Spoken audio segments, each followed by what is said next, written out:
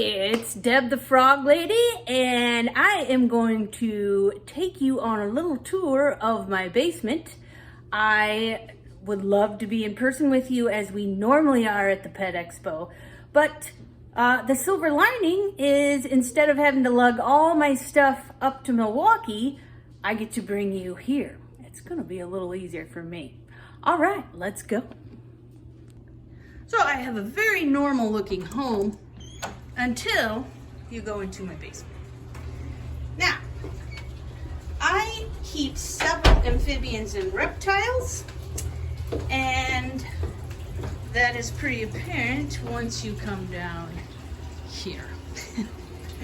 So, this is where everybody lives when they are not at a show. All right. What's great about this year is bringing you here. It saves me a lot of work. Normally, I would load all of these tanks up. Ta-da! A lot of tanks. I'd have to get all my display stuff out, get all that ready, and then load all these critters up. So, it's definitely a little bit easier for me this year, and it's kind of nice to be able to show people where I keep all my critters and how my setup is. But with that being said, let's go ahead and I will get out some animals and show you my favorites today. Okay, I'm gonna start off with my favorite frog in the world, the African bullfrog. This is a beast of a frog. They get very, very large, up to 3.5 pounds, which is a lot for a frog. This is the African bullfrog. Mine's called Jabba the Hutt. As you can see, it is a very well-named frog. Jabba would come from Africa. My Jabba here, my African bullfrog, is captive bred, so of course they're not taken out of the wild. Fairly easy to breed if you're a frog breeder. I don't breed anything. I pretty much just take in adoptions and rescues, but from what I've heard, as frogs go, fairly easy to breed. Now you see that little chin moving right there, that's him breathing. Frogs actually breathe through their skin. That's why they're slimy and wet. They get most of their oxygen through their skin. So it has to be permeable, it has to be wet, slimy for them to get their air. The African bullfrog is unusual in that the males get bigger than the females. In the frog world, typically girls are bigger, but the African bullfrog, actually the male gets larger, partly due to they do fight other males for territory, but the males also dig trenches. So if their tadpoles are in a little puddle of water far away from the pond and it's starting to dry out, the dads will actually dig a little trench so the water flows into the puddle and the tadpoles won't dry out. Parental care in frogs is very unusual, so the fact that this frog does that is really cool.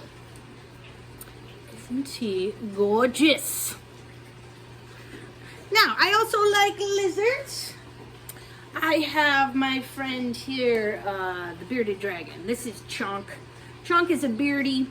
Beardies are one of the most common reptile pets in the United States. And it's easy to see why. They're really friendly. They're very docile. They're pretty chill. You can just hang out with your bearded dragon and they stay pretty close or just pretty lazy, really. The males get a little bit bigger than the girls. The reason they have that bearded dragon name is because the chin can come out. It can get very black, and it looks like they have a beard. And that's a way that the beardy uses to communicate. So if they feel threatened, maybe by a predator, they'll gape their mouth, puff out their chin, it turns black. But they'll also do it to communicate to other bearded dragons. So he is not doing it right now, so he is just in chill mode as usual. Now, bearded dragons eat a lot of bugs. They eat fruits and veggies as well. They have to have both, but they do like a lot of bugs, and they have to be live. Several people don't want a live bug-eating animal in their house. So this would be another choice that you could have if you like lizards as pets. This is the Molly Uromastix, and this guy is a vegetarian, so no bugs for him, although they do eat them sometimes if given the chance, but they don't need them. So the Euro comes from Africa and Middle East, depending on what species. This is the Molly Uromastix. They like it really hot. So these are desert species, and they don't need a lot of water. In fact, I've never seen this guy drink water. You still want to offer, but typically they get most of their water from their food. This Euro's name is Andy, and he is a fan favorite because he's also really chill and fun to hold. His tail is very spiky, and that is its defense. They will whip or hit predators or anything that is bothering them. So sometimes I wish I had that tail. That would be cool. Okay, and this lizard is a blue-tongued skink. Now at first glance you might think she's a snake. She is not a snake, she is a lizard. We can tell that by these holes on her head. So she has holes, those are ears.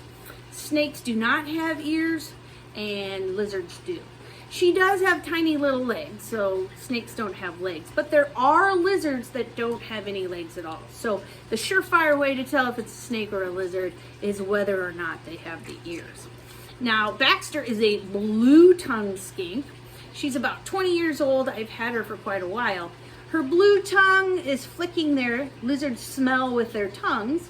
And she also uses her tongue as a means of protection. She tries to scare animals away by that bright blue shocking color. She'll flare her tongue as a defense. So very laid back lizard as well. Those three are your pretty much chillest lizards as pets, and super fun to have and easy to keep around. Oh, these come from Australia, and they also eat a wide variety of food. So they are also omnivores. All right, let's get out my favorite big lizard in the world. His name is Chummy, and Chummy is a tegu. Tegus all come from South America. There's several species. This is the Argentine tegu. And the Argentine tegu is the largest of all the species. I love tegus. They're so smart. And people ask, well, what makes them smart over the other lizards? Honestly, I don't know if I could even explain it. It's just taking care of these animals over the years. You just see little things that happen, and you're like, oh, that was really smart. I'm surprised you figured that out. So Chummy is a male, and we can tell because of those big, fat, chub cheeks right there. The chubby cheeks are muscle, and the boys have those, the girls don't. So if he was real streamlined, then it'd be a female. But those chubby cheeks tell us he's a boy. That forked tongue there is smelling.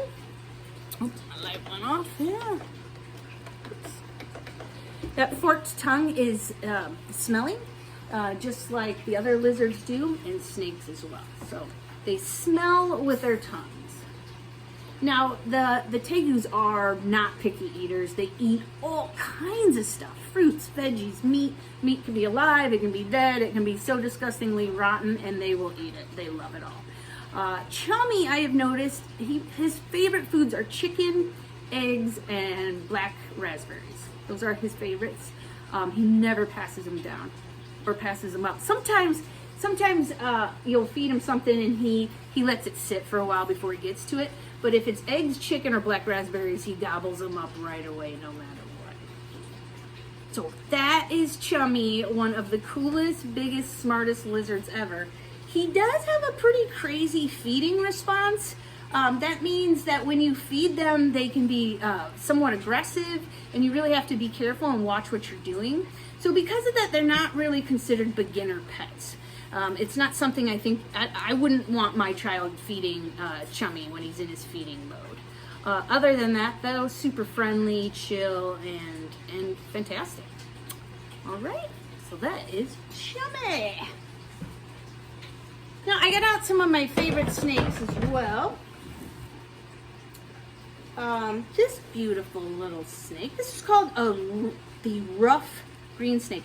Now, when they're not in their enclosures, I do travel with my snakes in a snake bed. This is not, it keeps them from escaping so that they're safe. You know, if they escape in your car or somewhere in your home, it's a very good chance you'll never see them again. So it would not end well for the snake. So the bag keeps them safe. And just like we can breathe through our masks now, we are all very familiar with our masks, the snakes can breathe through the cloth bags as well. Snakes also have a pretty low respiratory rate, so compared to us, they don't need anywhere near as much oxygen. Now, this is the rough green snake. They are more southeastern United States. Beautiful, beautiful snake.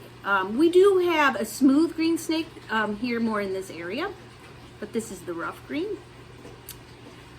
Bug eaters. They love insects, slugs.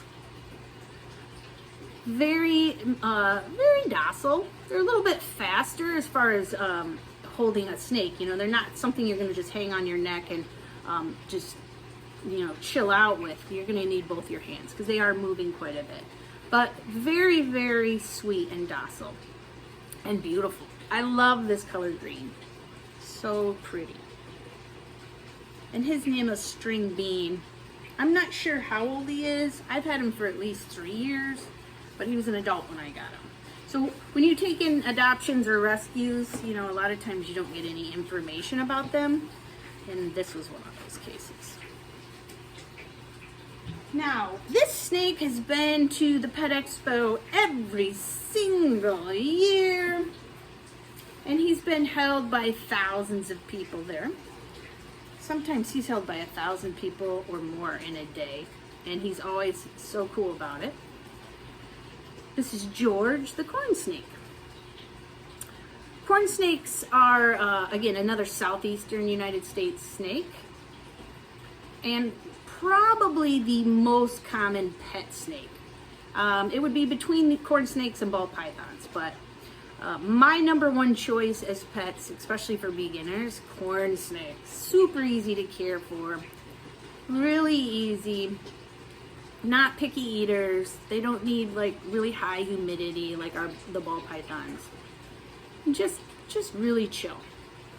People always call these the neck snakes because they can hang out around your neck and hold on. They are great climbers. They spend most of their time on the ground, but they are great climbers. And they're 4 species, so. George is a fantastic eater. He loves to eat mice, and he was getting a little bit overweight. With quarantine, you know, we're not doing shows, we're not working as much, so he's not working as much, and he's kind of like, you know, the rest of us has to be careful he's not eating too much during the quarantine time. So we had to cut back a little. He is used to working a lot. So this has been actually probably a nice little break for several of the reptiles. And one more snake I'd like to show you. This is a bull snake. My bull snake is another favorite of mine. She came to me from a breeder. The breeder no longer, he wanted to get her a good home because she didn't breed well. She got egg bound, which basically means her eggs were stuck and she'd have to see a veterinarian for care. So she wasn't going to be a good breeding snake, but she's a fantastic show critter. So she's very good with people, very chill and also beautiful. The bull snake is native to Wisconsin, but this snake does have albinism, so chances are you would never see an albinistic bull snake in the wild. As cool as that would be, most bull snakes, they're more of a brownish black color. Now, if you were to see a wild bull snake and you were to startle it, they have a very loud hiss. They also can rattle their tails like a rattlesnake. They have no venom whatsoever. They are all the snakes I have are non-venomous. The bull snake can put on quite a show and look like a rattlesnake, but completely harmless.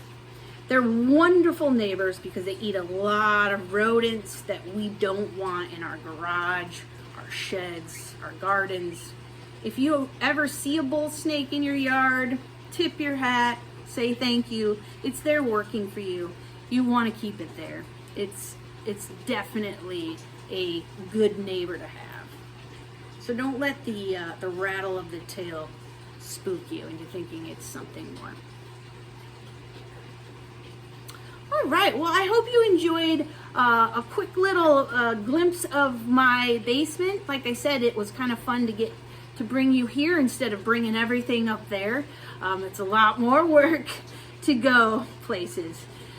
So there's always a silver lining, and as unfortunate as it is that we're not there, because I love kissing all the dogs and seeing my friends, and last year was that raccoon. Oh my gosh. But it is a little nice to do it this way for a change. So I hope we'll all be back together again next year, and we will see you soon. Thanks for watching. Bye.